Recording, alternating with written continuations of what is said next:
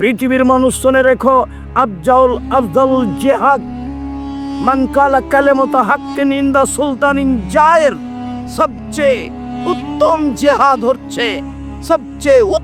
জিহাদ হচ্ছে যে স্বৈরাচারী, স্বেচ্ছাচারী, দাম্ভিক নেতার সামনে সত্য কথা বলতে পারে। যে ব্যক্তি স্বৈরাচারী, স্বেচ্ছাচারী, দাম্ভিক, দায়িত্বশীলের সাথে বিশ্বাসঘাতক, আত্মসাৎকারী দায়িত্বশীলের সামনে সত্য কথা বলতে পারে, সে হলো সবচেয়ে উত্তম মুজাহিদ। আবু হুরায়রা রাদিয়াল্লাহু তাআলা আনহু বলেন, রাসূল সাল্লাল্লাহু আলাইহি ওয়াসাল্লাম বলেছেন, সাইয়্যিদুশ শুহাদায়ে হামজা ইবনে আব্দুল মুত্তালিব। পৃথিবীতে যত মানুষ শহীদ হয়েছেন সবার সর্দার হচ্ছেন হামজা ইবনে আব্দুল মুত্তালিব। তারপরে রাসূল সাল্লাল্লাহু আলাইহি ওয়াসাল্লাম বলেন, ওয়া রাজুলুন কামা ইলা ইমামিন জায়ের ফামারাহু নাহু ফাকাতালাহু। ওই ব্যক্তিও হামজা রাদিয়াল্লাহু তাআলা আনহুর সাথে শহীদ হিসাবে বিচারের মাঠে সবচেয়ে সম্মানী মানুষ হবেন। যে ব্যক্তি স্বৈরাচারী, স্বেচ্ছাচারী, দাম্ভিক নেতার পাশে দাঁড়ালো, তাকে ভালো কাজের আদেশ করলো, মন্দ কাজের নিষেধ করলো, সেই শাসক, সেই দায়িত্বশীল তাকে হত্যা করলো, এই ব্যক্তি বিচারের মাঠে হামজা রাদিয়াল্লাহু তাআলা আনহুর সাথে থাকবেন। এই কথা মুহাম্মদ সাল্লাল্লাহু আলাইহি সাল্লাম বলেন। সম্মানিত দিনী ভাই বোন, আমি আপনাকে হয়তোবা বিষয়টি ভালোভাবে স্পষ্ট করতে পারছি না। রাসূল সাল্লাল্লাহু আলাইহি সাল্লাম বলেন, বিচারের মাঠে সবচেয়ে দামি, সম্মানী শহীদ হবেন হামজা রাদিয়াল্লাহু তাআলা আনহু। তারপরে ওই ব্যক্তিও হামজার সাথে থাকবেন যে ব্যক্তি স্বৈরাচারী, স্বেচ্ছাচার, দাম্ভিক, অহংকারী এইসব লোকের সামনে দাঁড়ালো এবং তাকে নেই উপদেশ দিল, তারপর সে তাকে হত্যা করলো, এই ব্যক্তিও হামজা রাদিয়াল্লাহু তাআলা আনহুর সাথে থাকবেন বিচারের মাঠে। এই কথা মুহাম্মদ সাল্লাল্লাহু আলাইহি সাল্লাম বলেন। আমি আপনাকে বলতে চাচ্ছিলাম, রাসূল সাল্লাল্লাহু আলাইহি সাল্লাম বলেন, যারা দুনিয়াতে সমাজের দায়িত্ব পালন করবে, যারা দুনিয়াতে রাষ্ট্রের দায়িত্ব পালন করবে, যারা দুনিয়াতে পরিবারের দায়িত্ব পালন করবে, বিচারের মাঠে যখন উপস্থিত হবে তখন তারা মনে করবে আমাদের সামনের চুলের সাথে রশি বেঁধে ধরবো, তারাই রশি লাগিয়ে ঝুলিয়ে দেওয়া হোক আকাশ জমিনের মাঝে, এটাই আমাদের জন্য ভালো। আজকে দায়িত্ব বিচারের মাঠে বুঝিয়ে দেওয়ার চেয়ে বিচারের মাঠে দায়িত্ব বুঝিয়ে দেওয়া যত জটিল, যত কঠিন, এর চেয়ে আমাদের সামনের দিকের চুলে রশি বেঁধে ধ্রুবতারার সাথে বেঁধে ঝুলিয়ে দেওয়া হবে, আকাশ জমিনের মাঝে ঝুলন্ত থাকবো, এটাই আমাদের জন্য ভালো। এই কথা মুহাম্মদ সাল্লাল্লাহু আলাইহি সাল্লাম বলেন। কি দিয়ে বুঝাই আপনাকে আমি? যারা সমাজের দায়িত্ব পালন করে তাদের দায়িত্বের বিষয়টি কত জটিল, কত কঠিন। উমামা বাহেলি রাদিয়াল্লাহু তাআলা আনহু বলেন, রাসূল সাল্লাল্লাহু আলাইহি সাল্লাম বলেছেন, লা ইয়ানালু শাফাআতি ইয়াউমাল কিয়ামা সিনফান মিন উম্মতি লা ইয়ানালু শাফাআতি। আমার উম্মতের দুই শ্রেণীর মানুষের জন্য আমার সুপারিশ গ্রহণ হবে না। আমার উম্মতের দুই শ্রেণীর মানুষের জন্য সুপারিশ গ্রহণ হবে না। তার এক শ্রেণীর মানুষ হচ্ছে ইমামুন যালুমুন গাসুন, যারা সমাজের স্বৈরাচারী, স্বেচ্ছাচারী, আত্মসাৎকারী, বিশ্বাসঘাতক দায়িত্বশীল। যারা স্বৈরাচারী, স্বেচ্ছাচারী, বিশ্বাসঘাতক দায়িত্বশীল, তাদের ব্যাপারে আমার কোনো সুপারিশ গ্রহণ হবে না। আমি তাদের ব্যাপারে বিচারের মাঠে কোনো সুপারিশ করব না। সম্মানিত দিনী ভাই বোন, আমি আপনাকে সমাজের দায়িত্ব সম্পর্কে অতীব সংক্ষিপ্তভাবে বুঝাচ্ছিলাম যে দায়িত্ব সমাজের অতীব জটিল, অতীব কঠিন। এ ব্যাপারে রাসূল সাল্লাল্লাহু আলাইহি সাল্লাম অনেক বেশি কঠোরতা পেশ করেছেন। রাসূল সাল্লাল্লাহু আলাইহি সাল্লাম বলেছেন, আর বন ইকজমুহুল্লাহু তাআলা, চার শ্রেণীর মানুষের উপরে আল্লাহ বিচারের মাঠে খুব রাগান্বিত থাকবেন। চার শ্রেণীর মানুষের উপরে আল্লাহ তাআলা বিচারের মাঠে খুব রাগান্বিত থাকবেন। তার এক শ্রেণীর মানুষ হচ্ছে আল বাইয়াউল হাল্লাব, মিথ্যা কথায় ব্যবসা করে যে। তার উপরে আল্লাহ বিচারের মাঠে অসন্তুষ্ট থাকবেন। ওয়াল ফাতাল খাত্তার, যারা আত্ম অহংকারী গৌরবী যুবক, যারা সমাজকে মানে না, সমাজকে উপেক্ষা করে চলে, মানুষকে মানুষ মনে করে না, এরা বিচারের মাঠে আল্লাহর নিকটে সবচেয়ে খারাপ মানুষ বলে গণ্য হবে। 3, রাসূল সাল্লাল্লাহু আলাইহি ওয়াসাল্লাম বলেন ওয়াসাইকু জানি, বিচারের মাঠে সবচেয়ে ওই সব মানুষও খারাপ হবে যারা বেশি বয়সে জেনা করে। বেশি বয়সে জেনা করে যারা, তারা আল্লাহর নিকটে খুব ঘৃণিত মানুষ হবে। এই কথা রাসূল সাল্লাল্লাহু আলাইহি ওয়াসাল্লাম বলেন।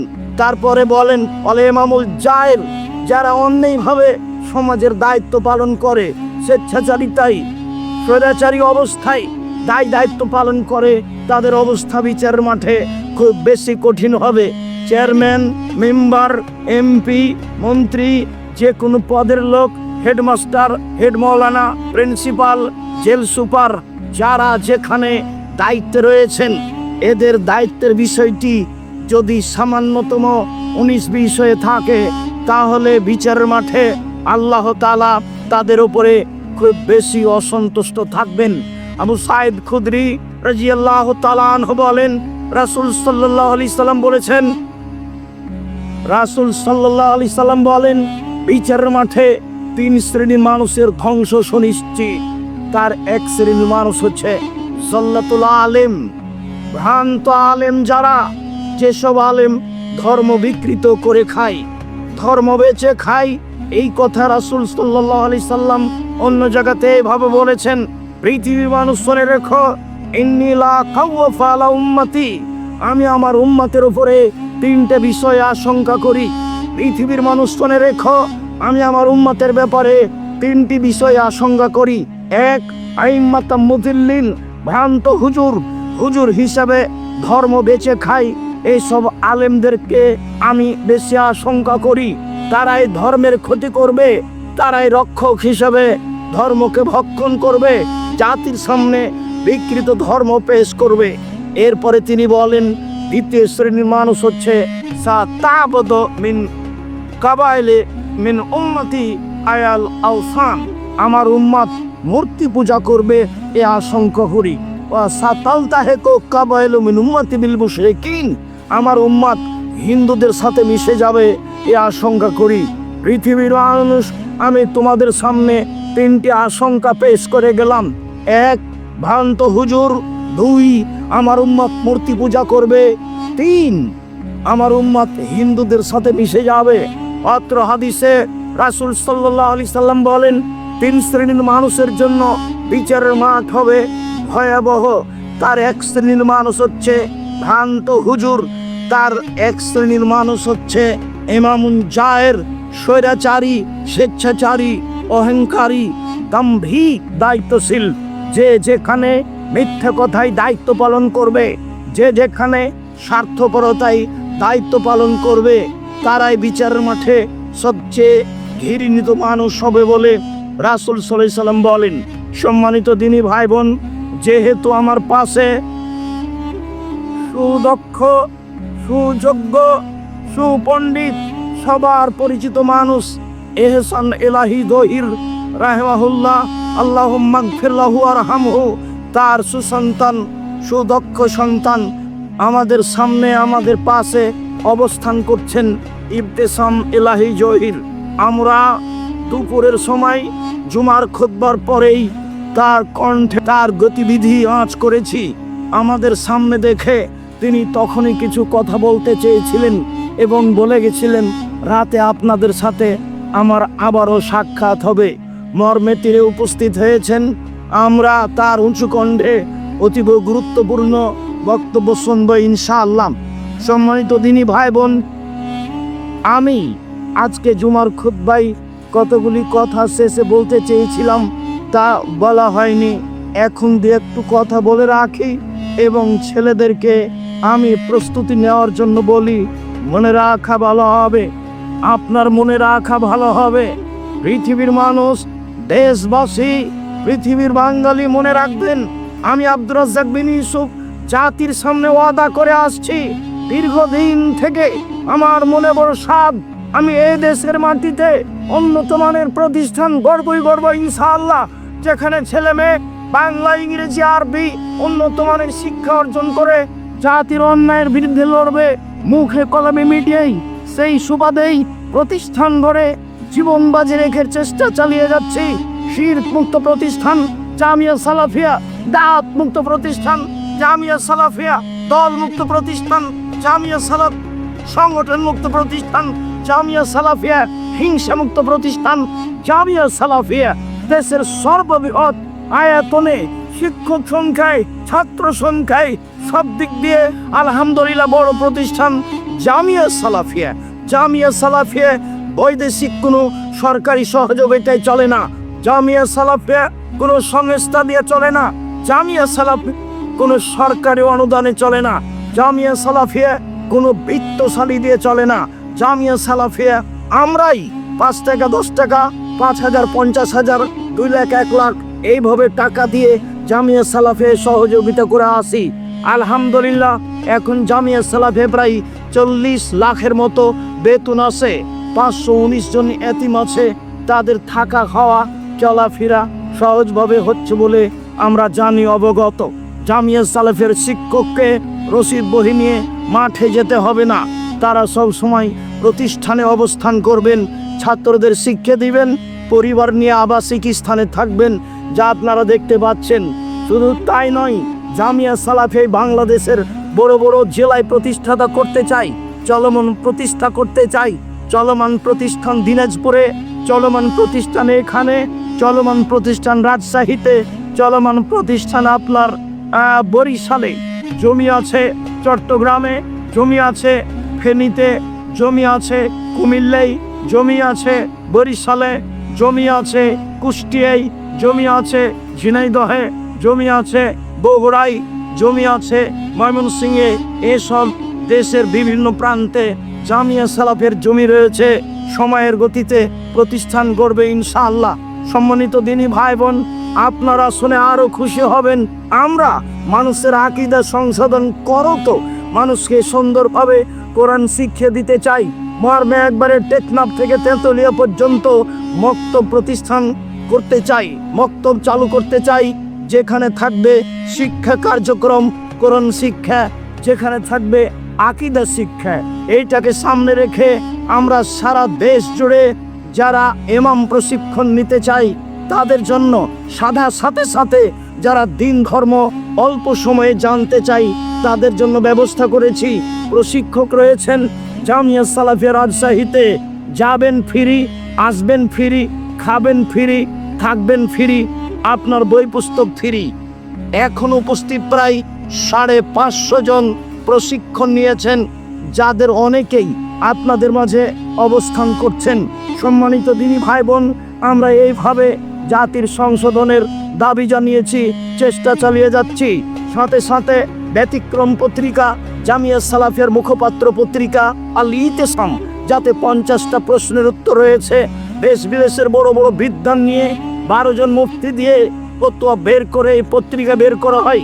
বাংলাদেশে দেশের বাংলা ভাষায় ব্যতিক্রম পত্রিকা আল ইতিসাম পত্রিকা, যেটা জামিয়া সালাফের মুখপাত্র হিসেবে ব্যবহার হয়। ত্রৈমাসিক পত্রিকা রয়েছে কিশলাই, আরবি ভাষায় পত্রিকা রয়েছে মাজাল্লা, ছেলেদের তো লেখা রয়েছে, যা বের হয়ে শতবার দেখছেন। গ্যালারি হিসাবে ছেলেরা যা কিছু করে রেখেছে, দেখলেই ভালো লাগবে। সাথে সাথে গতকাল ছেলেরা যেভাবে বিভিন্ন বিষয়ে কথা বলেছিল, অনেক খুশি হয়েছিলাম। আজকে মেয়েরা যেভাবে পেশ করেছে, তাতে তো মনে হচ্ছে মেয়েগুলি সব আগুন বরাবর। যে যখন দাঁড়ালো সে সবার চেয়ে বেশি ভালো করার চেষ্টা করলো। ফলাফলে অবাক হয়ে গেলাম। সম্মানিত দিনী ভাই বোন, সব কিছু মিলে যেটা আমি আপনাদের কাছে জোরালো রেখেছি। সম্মানিত দিনী ভাই বোন, যারা আমার সাথে আছেন, যারা অনলাইনে পৃথিবীর বিভিন্ন প্রান্ত থেকে বক্তব্য অবগত হচ্ছেন, যারা সময়ের গতিতে অবগত হবেন, আমি সকল দিনী ভাই বোনকে জামিয়া সালাফিয়ার প্রতি আন্তরিক ভালোবাসার দাবি রাখি। সবাই মন থেকে জামিয়া সালাফিয়াকে ভালোবাসবেন। সংকীর্ণতার কোনো প্রয়োজন নেই। ভালোবাসা দেখে প্রথম যেটা আমি আপনার কাছে দাবি রেখেছি, সেটা হলো এই, একটু মুখে বলবেন, আল্লাহ তুমি জামিয়া সালাফিয়া কবুল করো। এইটুকু আমার বড় সাধ। আমি সেদিন বলেছিলাম 2013 সালের 24 আগস্ট রোজ মঙ্গলবার কাঁঠাল গাছের নিচে, আমার হাতে টাকা নেই কথা সত্য, এখানে প্রতিষ্ঠান গড়বে কথা সত্য, ইনশাল্লাহ গড়বে। সবাই আপনারা দোয়া করেন, ওপরে যদি কবুল হয়ে যায় তাহলে সহজ, ওপরে যদি কবুল না হয় সারা দুনিয়া যদি লেগে থাকি তাহলে সহজ সম্ভব নয়। সেই কথাই মাঝে মধ্যে বলি, এখনো বলছি। সম্মানিত দিনী ভাই বোন, একটু দাবিটা রক্ষা করবেন, মুখে বলবেন, নিজের জন্য যেমন, ছেলে মেয়ের জন্য যেমন, বাপ মায়ের জন্য যেমন, আত্মীয় স্বজনের যেমন, মরা ব্যক্তির জন্য যেমন দোয়া করে থাকেন, বলবেন তেমন, আল্লাহ তুমি জামিয়া সালাফিকে কবুল করো। সাথে সাথে সামান্য পয়সা হলেও সহযোগিতা করা লাগে।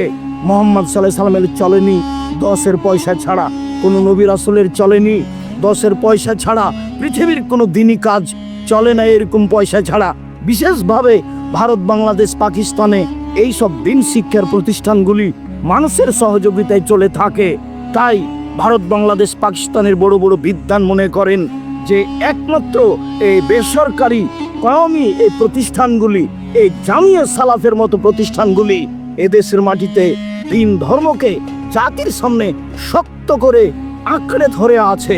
এটাই হচ্ছে আপনার মূলভাবে দিন ধর্ম টিকে রাখার মাধ্যম। বিশেষভাবে জামিয়া সালাফি আসলে, সালাফি কনফারেন্সে আসলে কাউকে উঠানো লাগে না, কাউকে নামানো লাগে না, কারোর প্রশংসা করা লাগে না। বিষয়ভিত্তিক সম্ভ্রান্তভাবে, সুন্দরভাবে, সুচিন্তিতভাবে বক্তব্য শুনি, ফলাফল বুঝি, আমল করার চেষ্টা করি। যাওয়ার সময় সেইভাবে বই পুস্তকগুলো ক্রয় করে নিয়ে যাই। মর্মে আমি আপনাকে বলছি, কম থেকে কম, বেশি থেকে বেশি, কম থেকে কম, বেশি থেকে বেশি।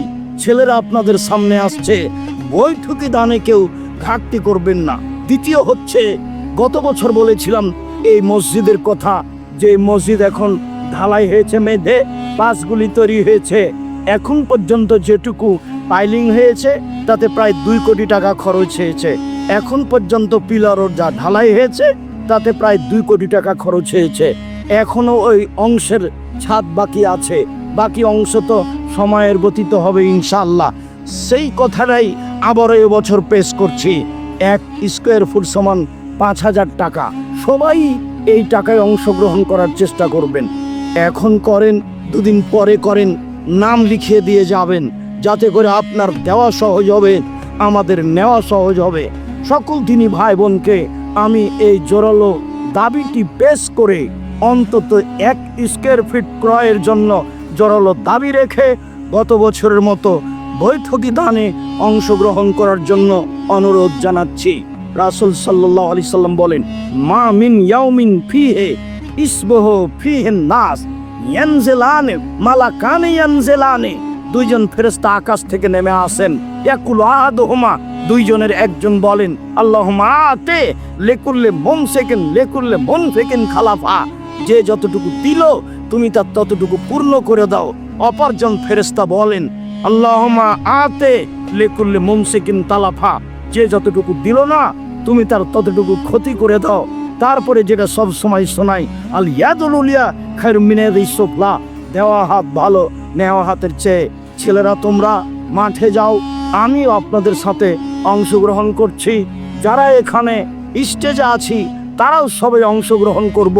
আমি আপনাদের অনুরোধ জানাচ্ছি, অবশ্যই নিজের কাছে তাৎক্ষণিক না থাকলে, যদি নিজের কাছে তাৎক্ষণিক না থাকে তাহলে কারো কাছ থেকে 10 টাকা নিয়ে, আমি 10 টাকার কথা বলি তাই আপনাকে 10 টাকাই দিতে হবে এ কথা নয়। আমি তো বলি এই কথা যে পতিতালয়ের মহিলা যদি কুকুরকে পানি পান করে জান্নাত পেতে পারে, জামিয়া সালাফের মতো নিঃস্বার্থপর প্রতিষ্ঠানে, শিরক মুক্ত প্রতিষ্ঠান, বিদআত মুক্ত প্রতিষ্ঠানে 10 টাকা দান করলে জান্নাত হবে ইনশাআল্লাহ। এই আশা ব্যক্ত করে সকল দিনী ভাই বোনকে দানের হাত প্রশস্ত করার জন্য অনুরোধ জানাচ্ছি। ছেলেরা আপনাদের মাঝে আসছে, তারা আসছে আপনার দক্ষিণ দিক থেকে।